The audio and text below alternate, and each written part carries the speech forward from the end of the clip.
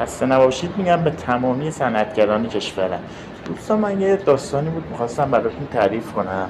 یه رفیق داشتیم اینجا داشت برامون تعریف میکرد. میگم ما توی کارخونه کار میکردیم که یه مهندسی اونجا کار میکرد که همه کاره و هیچ کاری اون کارخونه بود. گفتم یعنی چی کار میکرد؟ گفت بهش میگفتم منیژه. گفتم خب منیژه یعنی چی؟ گفت شما موی مقعد ایشونو به عنوان موی مقعد چیز میکردن، تلفظ میکردن. بله. گفتم خب چی بود جریان؟ گفت ایشون همه کاره بود و هیچ کاره، هرچی که خراب میشد چی مسئول منیژه، هرچی که اون روز مثلا حقوق نمیدادن کی مسئول منیژه، یا کار خراب میشد کی مسئول منیژه. اسم صاحب کارمون هم آقای احمدی بود. گفتم خب آقای احمدی چی؟ نگو دیگه اینجا وسط بعد ما به یکی بالاخره فوش میدادیم دیگه. نه آقای احمدی که خبر نداشتن این داستان، بعد باید به کی فوش میدادیم؟ آقای منیژه.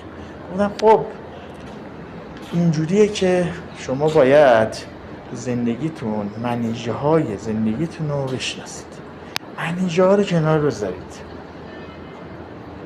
شما میتونید به عنوان یه صنعتگر میتونید منیژه ها رو کنار بذارید، خودتون باشید در پناه حق.